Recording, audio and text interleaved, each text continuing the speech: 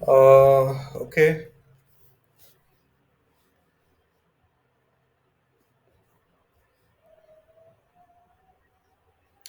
Okay दोस्तों, आज से एक नया टॉपिक स्टार्ट कर रहे हैं एंड ये वीकली बेसिस पे चलेगा।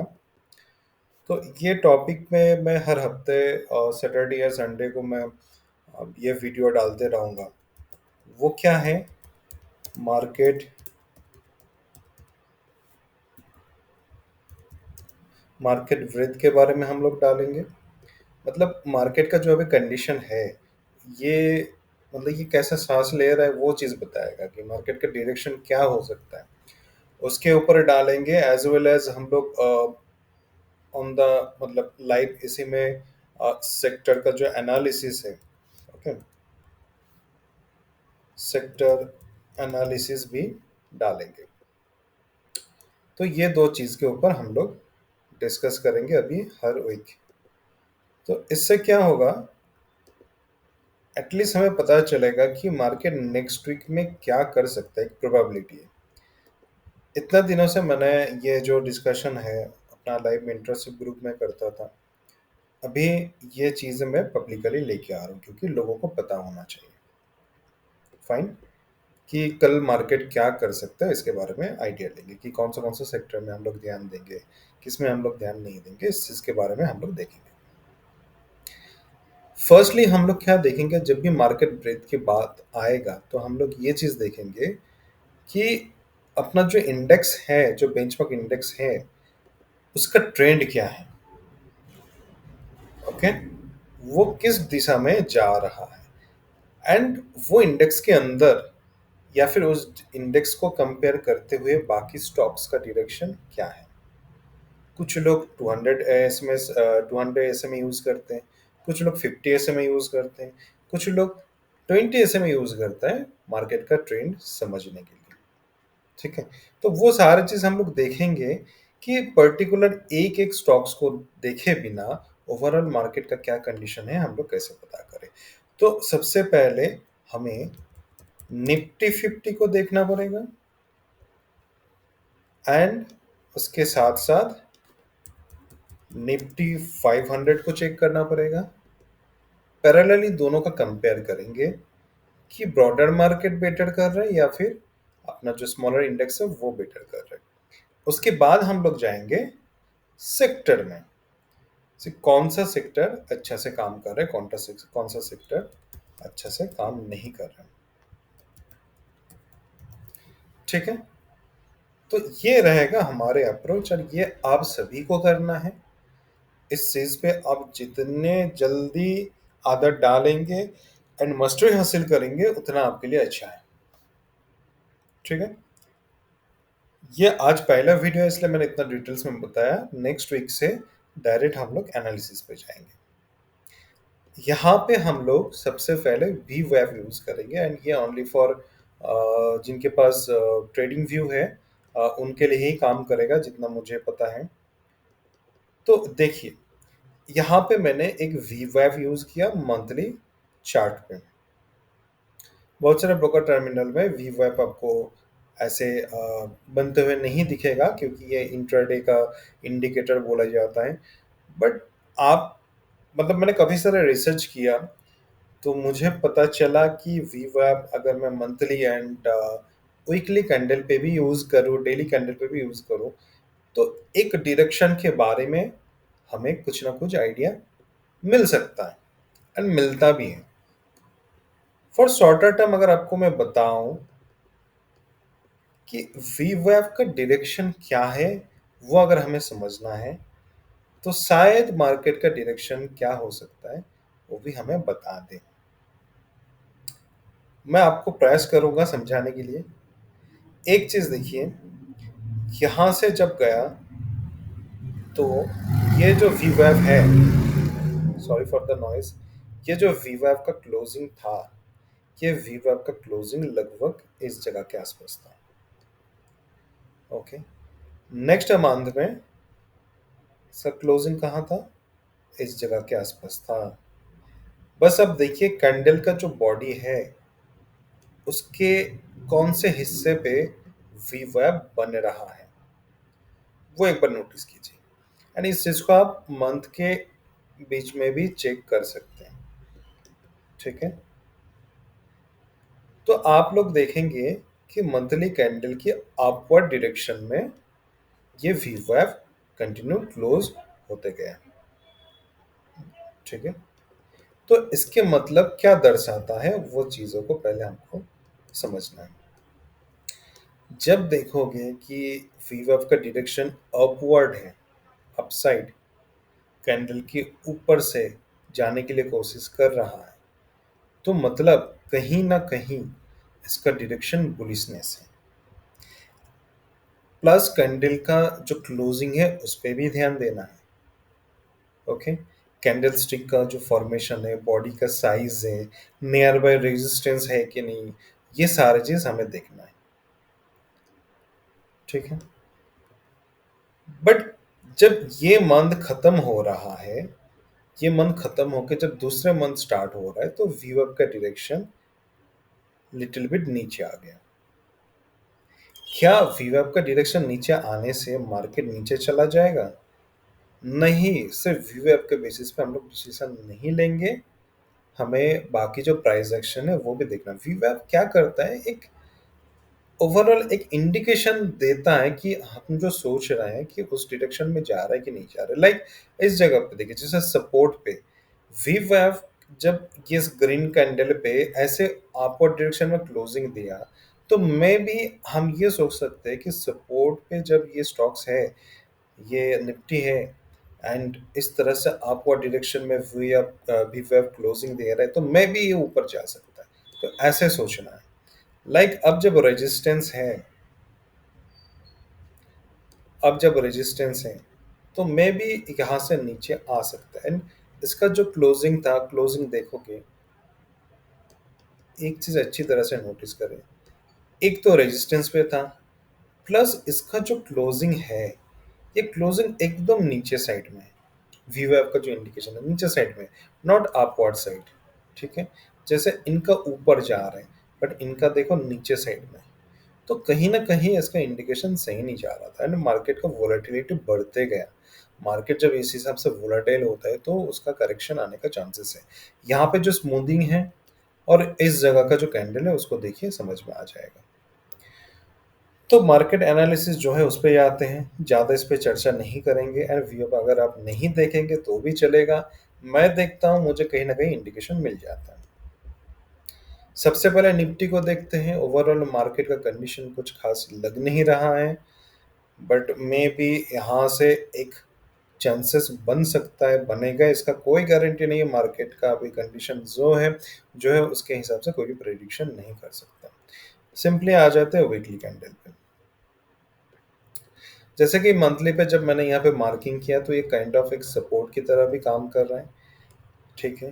कंटिन्यू नीचे आ रहा है, ये जो रेड कैंडल है बहुत खतरनाक कैंडल है। वीकली बेसिस पे अगर हम लोग देखेंगे, तो इसका क्लोजिंग नियर बाई 50 के आसपास है। सो एक सपोर्ट लेने का चांसेस है। लेट्स सी, अगर सपोर्ट ले तो बहुत अच्छा है, नहीं तो फिर से सोचने वाली बात है। तब हमारे पास क्या होगा, इतने नीचे अगर आ जाएगा, हालांकि इतना नीचे आने नहीं देगा, हमारे डीआईज वालों काफ़ी सारी इन्वेस्टिंग है म्यूचुअल फंड की तरफ से। सो लाइक ये एक रेंज है 23,300 के आसपास, ये भी एक इम्पोर्टेंट की तरह काम कर सकता है। फिलहाल ये सपोर्ट के आसपास में भी एक लड़ाई हो सकता है। तो ओवरऑल हम लोग क्या देख रहे हैं कि 20 एसएमए के नीचे डेली बेसिस पे कैंडल है। मतलब निफ्टी में अभी तक हमारे पास बाइंग के लिए कोई अपॉर्चुनिटी मिल नहीं रहा है। अगर ये सपोर्ट काम करे तो मे भी हम लोग सोच सकते हैं। ठीक है। तो ओवरऑल निफ्टी का जो कंडीशन है वो कुछ खास दिख नहीं रहा है। हाँ, बहुत सारे लोगों को inverse sorry head and shoulder दिख रहा है, बट मैंने ये चीज़ पे मैंने कमेंट भी किया था, जो सबको दिखता है वो काम नहीं करता है। क्योंकि जो सबको दिखता है वो उन लोगों को भी दिखता है जो मार्केट चलाते हैं। ओके। सो मे बी यहाँ से रिवर्स जाने के एक चांसेस है। लेट्स सी, हम लोग प्रिडिक्शन कर सकते हैं, हम लोग कुछ कंफर्म नहीं बता सकते। नेक्स्ट हम लोग जाएंगे CNX 500 या निफ्टी 500 के ऊपर।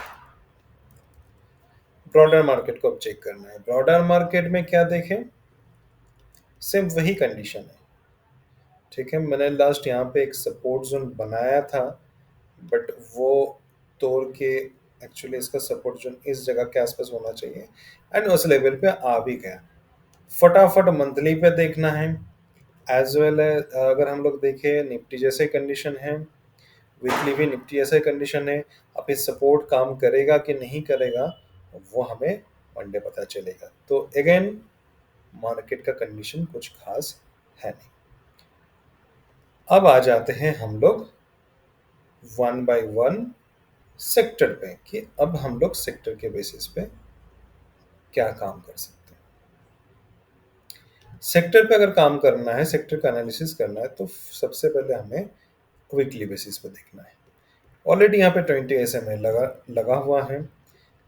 मार्केट यहाँ पे ये जो आईटी है एक जगह पे काफी दिनों से कंसोलिडेट कर रहे हैं, मार्केट को उतना नीचे गिरने नहीं दिया। ये चीज मुझे बहुत अच्छा लगा। सो इस जगह पे इंटैक्ट है, तो मतलब ये गिरने के लिए, नीचे जाने के लिए रेडी नहीं है। मार्केट को आईटी सेक्टर कहीं ना कहीं होल्ड कर रहा है। एंड देखो एक रेंज में फंसा हुआ है, बहुत सारे सेक्टर इतना नीचे गिर गए। तो आईटी सेक्टर आज के लिए बाइंग का अपॉर्चुनिटी नहीं है, बट इसका स्टॉक्स आप लोग वॉच लिस्ट में रखें। जब मार्केट भागना स्टार्ट करेगा तो आईटी सेक्टर भी अपना दौड़ना स्टार्ट करेगा। ओके, सो ये एक अच्छा सिग्निफिकेंस है। रियलिटी सेक्टर अपना सपोर्ट जोन से लिटिल बिट नीचे आ गया, मैंने पहले भी बोला था। मुझे इसमें कुछ खास इंटरेस्ट नहीं है। आ, इसने सपोर्ट में होल्ड भी नहीं कर पाया, एंड मुझे लगता है कि ये जो सपोर्ट जोन है इसके आसपास मार्केट जा सकता है। इसका वीकली देखें तो पीएसयू बैंक का हालत कुछ खास लग नहीं रहा है मुझे। एंड जब 220 SMA के नीचे मार्केट आ जाता है, वो भी वीकली पे, तो फिर मैं उसके बारे में सोचता नहीं हूँ। मुझे फिलहाल इसके बारे में नहीं सोचना है। मार्केट में और भी फॉल आने का चांसेस है, एंड इतने सारे सेल होने के बाद मार्केट को ऊपर जाने के लिए बहुत टाइम लगेगा। नेक्स्ट आ जाते हैं मीडिया। मीडिया का भी हालत बहुत ख़राब है। सो ऐसे स्टॉक्स को फिलहाल, एक दो स्टॉक्स में भी चल सकता है, बट फिलहाल मीडिया को आप अवॉइड करें। ठीक है, इसको मत रखिए। ये ब्रेक होगा तो इस जोन के आसपास आ जाएगा, तो मीडिया में फिलहाल नहीं देखना हमें। फार्मा सेक्टर पे मुझे बहुत भरोसा था, बट नीचे आ गया। एंड ये जो है, मैं चाहता था कि यहाँ पे होल्ड करे, बट नहीं हो पाया, क्योंकि बस वही बोला कि सब प्रेडिक्शन है। अगर नहीं काम कर पा रहे हैं, कोई नहीं। एंड ओवरऑल अगर हम लोग डेली बेसिस पे देखें तो लगभग 40 के नीचे भी आ चुका है। जब तक एक बार 50 या 60 के ऊपर ना जाए, फार्मा के बारे में फिलहाल हम लोग नहीं सोच रहे हैं। ऑटो का भी कुछ है नहीं। बैंकिंग सेक्टर मैंने लास्ट वीक में बताया था कि ये एक होल्डिंग जोन में है। सो काफ़ी सारे स्टॉक्स यहाँ से बाउंस बैक भी कर चुका है। सो बैंकिंग सेक्टर में हम लोग ध्यान दे सकते हैं। आज भी मैं वही बोलूँगा कि कुछ अच्छे अच्छे स्टॉक्स अगर इस हिसाब से सपोर्ट जोन पे है, या फिर यहाँ से मूव होने का चांसेस है, या फिर मूव हो रहा है, तो हम लोग बैंकिंग सेक्टर में देख सकते हैं। ओके, सो जब आप लोग एनालिसिस करेंगे तो लाइक इस हिसाब से लिखेंगे कि stock near support with strong candle. तो जो स्टॉक सपोर्ट में स्ट्रॉन्ग कैंडल के साथ बैठा हुआ है, एंड जिसमें अच्छा खासा एक सपोर्ट जोन भी बना हुआ है, तो ऐसे स्टॉक्स को ढूंढेंगे। इस हिसाब से चार्ट पे लिखना स्टार्ट करें, तो क्या होगा, चार्ट को भी अच्छा लगेगा, एंड आप भी जब नेक्स्ट टाइम काम करोगे आपको याद रहेगा कि आप क्या कर रहे हो, नहीं कर रहे हो। फिनेंशियल सेक्टर में एक सपोर्ट बना है। मैंने लास्ट वीक भी बोला था कि financial sector, banking sector continue हम लोग इसको वॉच करेंगे। आज भी मैं वही चीज़ बोलूँगा। एंड कहीं ना कहीं 20 SMA के ऊपर जाने के लिए कोशिश भी कर रहे हैं, तो अगर मार्केट रिकवरी आए तो बहुत अच्छा एक रैली भी मिल सकता है।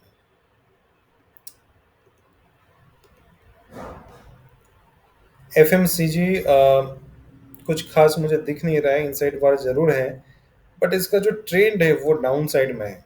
तो इस वजह से मुझे वो इनसाइड वार का कोई फ़ायदा नहीं है मेरे लिए। जब तक ना ये जो सेलिंग एरिया है, ये एरिया क्रॉस करे, तब तक मैं एफएमसीजी के बारे में नहीं सोचूंगा। इनफैक्ट यहाँ पे कुछ खास मुझे उस हिसाब से सपोर्ट जोन भी नहीं मिल रहा है, तो उसके बारे में सोचूंगा नहीं। स्मॉल कैप का भी हालत बहुत ख़राब है, मिड कैप का भी सेम, इंफ्रा भी सेम। हाँ, इंटरेस्टिंग है डिक्सी। तो डॉलर इंडेक्स कंटिन्यू अपना जो होल्डिंग है उसको बरकरार रखें, एंड एक यहाँ पे रेजिस्टेंस जोन लिटिल बिट दिख रहे हैं। सो मे बी अगर यहाँ से एक रिवर्सल आए तो एक अच्छा इंडिकेशन हम इंडियन ट्रेडर के लिए हो सकता है। ठीक है, क्योंकि जब से डॉलर इंडेक्स का ये रैली स्टार्ट हुआ, इंडियन मार्केट का भी कंडीशन उसी समय से बहुत बुरा होता गया। निफ्टी मेटल मेरा एक्सपेक्टेशन इस जगह पे था, ब्रेकआउट। इनफैक्ट ये बहुत अच्छा स्टॉक्स, बहुत अच्छा इंडेक्स भी है। मतलब इतना अच्छा पैटर्न बनाया, मार्केट फॉल की कंडीशन की वजह से इतना नीचे आ गया, नहीं तो ये बहुत अच्छा अपना मूव दिखा सकता था। तो फिलहाल इस पे काम नहीं करना है, इग्नोर। पीएससी में भी कुछ खास नहीं है। एनर्जी में भी लिटिल बिट सपोर्ट के आसपास आया, बट स्टिल कोई स्ट्रॉन्ग कैंडल है नहीं, स्ट्रॉन्ग सपोर्ट है नहीं। तो हम वेट करेंगे one more week. Crude oil फिर भी ठीक ठाक है, मैंने पहले भी बताया था। क्रूड ऑयल में जो लोग ट्रेड कर रहे हैं उनके लिए फिर भी मार्केट कंडीशन ठीक ठाक है, वो कर सकता है। यूएस क्रूड ऑयल में भी सेम पैटर्न। तो क्रूड ऑयल के ऊपर भी मैं बहुत जल्द एक वीडियो लाऊंगा, मैं डिटेल्स में कैसे ट्रेड करें। एंड अपने इंडियन क्रूड ऑयल का जो चार्ट है वो देखने की ज़रूरत नहीं है। आप यूएस क्रूड ऑयल का अगर चार्ट देख के ट्रेड कर रहे हो तो बेटर है। सो ओवरऑल मार्केट में हमें दो तीन सेक्टर ही मिला जो सही से काम कर रहे हैं। अब आते हैं ब्रेद एनालिसिस के ऊपर। जैसे ऐसे सर्च करेंगे तो मिल जाएगा, मेरे पास बना हुआ है, बट आपके लिए मिल जाए इस वजह से मैंने ये लिंक डाला है।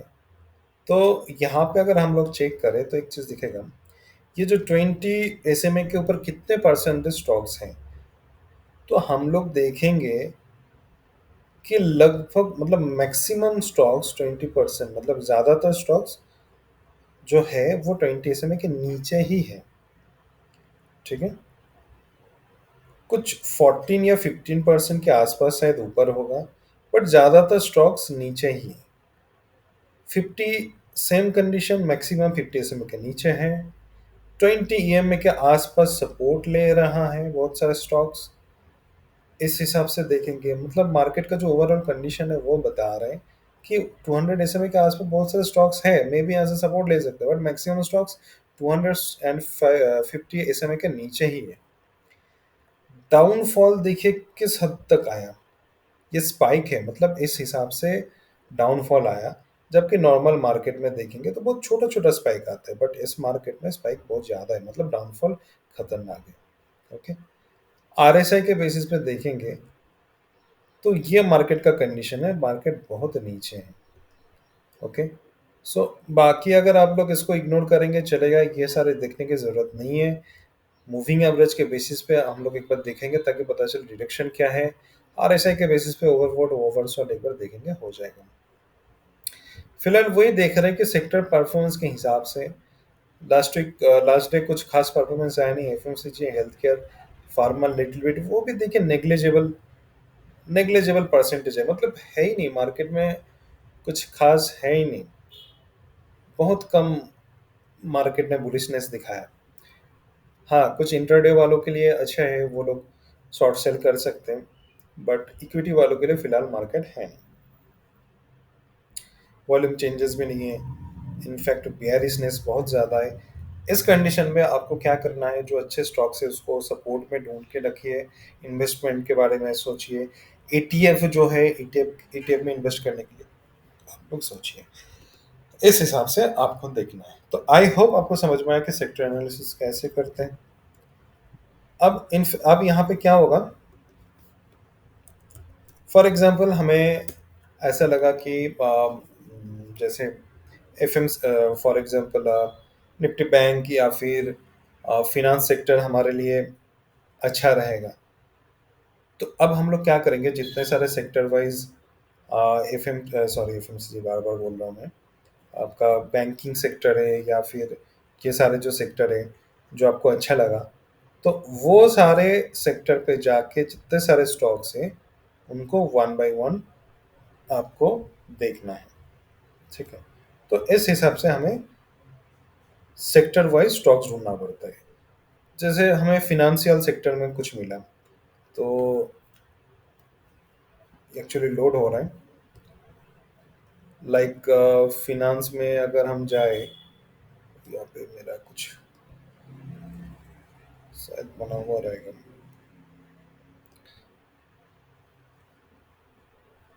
जैसे H D F C life हो गया, इसमें हम लोग पैटर्न ढूंढेंगे, या फिर एक्सिस बैंक देखेंगे।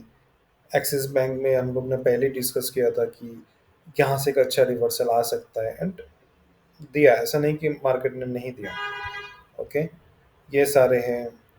आईसीआईसीआई भी ठीक ठाक चल रहा है आपका।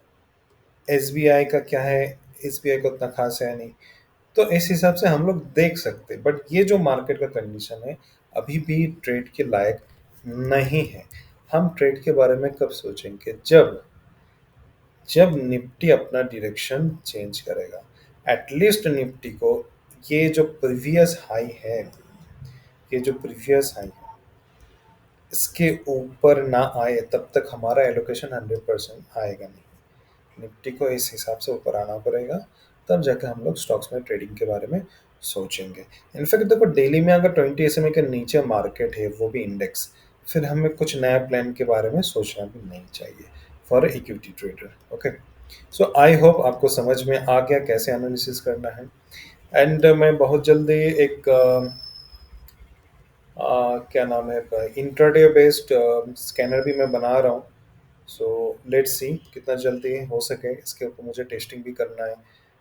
उसके बाद मैं उस स्ट्रेटेजी को मार्केट में लेके भी आऊँगा। तो आई होप आप लोगों को समझ में आ गया।